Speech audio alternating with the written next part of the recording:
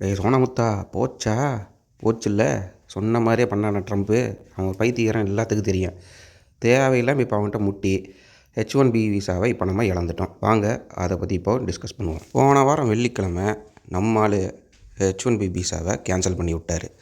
Cancel பண்ணுறதுனா யாரும் வரக்கூடாதுன்னு சொல்லலை, வந்தீங்கன்னா $1,00,000 கட்டிட்டு உள்ளவா அப்படின்னு சொல்கிறான் H1B விசாக்கு. உலகமே அமெரிக்காவை நோக்கி படையெடுக்கிறது எதுக்கு அப்படின்னா, H1B விசா வெறும் $1000 தான் முதல்ல, செப்டம்பர் 21 வரைக்கும். இப்போ அதோட விலை $1,00,000.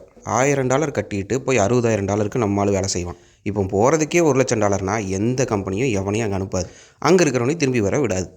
இப்போ அங்கே இருக்கிற என்ஆர்ஐஸில் யார் அதிகமாக அப்படின்னு பார்த்தீங்கன்னா, நிறையா தெலுங்குக்கார பசங்க தான் இருக்கானுங்க, தமிழ்கார பசங்களை விட.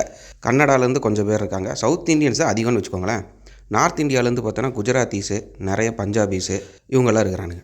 இப்போ அவன் போட்ட ரூலில் என்ன மெயின் பாயிண்ட்டு அப்படின்னு பார்த்தீங்கன்னா, நம்ம நாட்டிலேருந்து, அதாவது இந்தியாவிலேருந்து H1B விசா மட்டும் 70% அவங்க நாட்டில் எடுக்கிறாங்க, அமெரிக்காவில் எடுக்கிறாங்களாம்.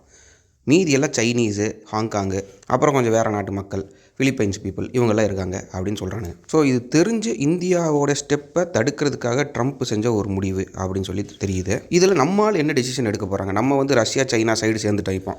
இப்போ ட்ரம்ப் அங்கேருந்து வெளியே போங்கடான்னு இன்டெரக்டாக சொல்கிறாங்க, திரும்பி உள்ளே வராதிங்கடான்னு இன்டெரக்டாக சொல்கிறாரு. இன்டெரக்டாக என்ன நேராகவே சொல்கிறாரு.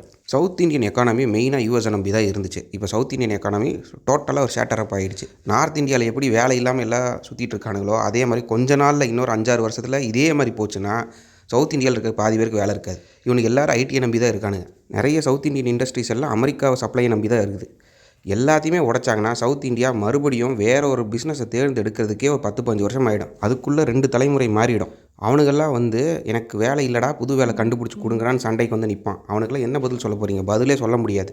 ஏன்னா இன்றைக்கி இருக்கிற ஜெனரேஷன் வேலை செஞ்சால் தான் அடுத்த ஜெனரேஷனுக்கு அவங்களால கொஞ்சமாவது சொத்துக்களை ட்ரான்ஸ்ஃபர் பண்ண முடியும். இவனுங்க வாட்டி நம்ம வேலையை பிடுங்கிட்டானுங்கன்னா அடுத்த ஜெனரேஷனுக்கு எப்படி வேலையை கொடுக்க முடியும்? ஒன்றுமே இருக்காது. இவன்லாம் சிங்கப்பூர்லேயோ இல்லை மலேசியாலேயோ போய் மறுபடியும் பஞ்சம் பிழைக்க தான் போவேன் எல்லோரும்.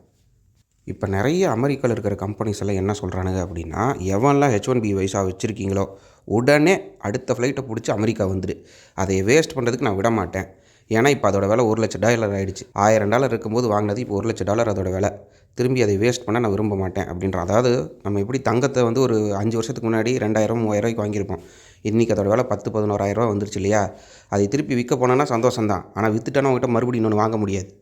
அதனால் இருக்கிறத ஒழுக்கமாக வச்சுக்கோ அப்படிங்கிற கான்செப்டில் எல்லா கம்பெனிஸும் எல்லா விசா ஹோல்டர்ஸையும் திரும்பி வந்து வேலை செஞ்சுட்டு முடிச்சுட்டு கிளம்பு அப்படின்றான். இதுக்கு நடுவில் சைனா கே விசா அப்படின்னு நான் ஒன்று விடுறேன், அமெரிக்காவுக்கு எந்த அளவுக்கு யூஸ்ஃபுல்லாக H1B இருக்கோ அதே மாதிரி கே விசா நான் ஒன்று ரிலீஸ் பண்ணுறேன் அப்படின்றான். கேள்வி என்னென்னா, இங்கேருந்து சைனாவில் போய் எதுக்கு நம்ம வேலை செய்யணும்? அவனுங்களே நம்மளோட சூப்பராக வேலை செய்வானுங்க. நம்மளுக்கு எப்படி எந்த அளவுக்கு எஃபர்ட் போடுவானோ அதை விட 10 மடங்கு எஃபர்ட் போடுவான். சம்பள உயர்வும் கேட்க மாட்டானு. அவங்க நாடு கம்யூனிஸ்ட் நாடு. அங்கே ஃபுல்லாக எல்லோரும் வேலை தான் செய்வானுங்க. அவனுங்களுக்கு ஈக்குவலாக நம்ம வேலை செஞ்சு மேலே வைக்கிறதுங்கிறது ஒரு தேவையில்லாத வேலை. அதே மாதிரி ரீசெண்டாக நிறைய பார்த்துருப்பீங்க, இந்த ஐஃபோன் ஃபேக்ட்ரியில் வேலை செய்கிறவங்கலாம் வேலை செய்ய முடியாமல் 11 மணி நேரம் 12 மணி நேரம் கால் வழியால் நின்று கீழே விழுகிற மாதிரி நிறைய வீடியோஸ் யூடியூப்லலாம் வரும். ஏன்னா அந்த நாட்டோட சட்டத்திட்டமே அந்த மாதிரி தான், நிறைய நேரம் வேலை செய்யணுன்ட்டு. நம்ம நாட்டில் தான் 9 மணி நேரம் வேலை செய்கிற மாதிரி, அவங்க நாட்டிலலாம் அந்த மாதிரி கிடையாது. ஸோ அதனால் இப்போ சைனா போக முடியாது. சரி, ரஷ்யா போகலாமா அப்படின்னு பார்த்தோம்னா, ரஷ்யாவில் ஐடி கம்பெனிங்கிறது ஒன்று கிடையவே கிடையாது. ரொம்ப ரொம்ப கம்மி. மிஞ்சி போனால் 4-5 கம்பெனி தான் இருக்குது. எங்கே போவீங்க? அங்கேயும் வேலைக்கு போக முடியாது. ரஷ்யா தெரியுமா? ரஷ்ய மொழியும் தெரியாது. சரி, ரஷ்யா மொழி தெளிஞ்சுக்கிட்டு நீங்கள் அங்கே போய் வேலை செய்கிறீங்க அப்படின்னு வச்சுக்கிட்டா கூட சம்பளம் ஒன்றும் அந்தளவுக்கு பயங்கரமாலாம் இருக்காது அமெரிக்கா மாதிரி. இங்கே இருக்கிற என்ன சம்பளமோ அதே தான் அங்கேயும். இதுக்கு நீங்கள் ரஷ்யாவில் இருக்கேன்னு வேணால் சந்தோஷமாக சொல்லிக்கலாம், அவ்வளோதான். இதுக்கு நடுவில் நிறைய நாடுகள், ஐரோப்பிய நாடுகள் இந்தியர்களுக்கு வீசாவை ஈஸி பண்ணி கொடுத்துருக்கேன் அப்படின்னு சொல்லிட்டு நிறைய நியூஸ் வருது. ஆஸ்ட்ரியா அப்படிங்கிற நாடு, ஃபின்லாண்டு, இந்த மாதிரி நாடுகள்லாம் வீசா ப்ராசஸை கம்மி பண்ணி இந்தியர்களை ஊக்குவிக்கிறோம் அப்படின்றானுங்க.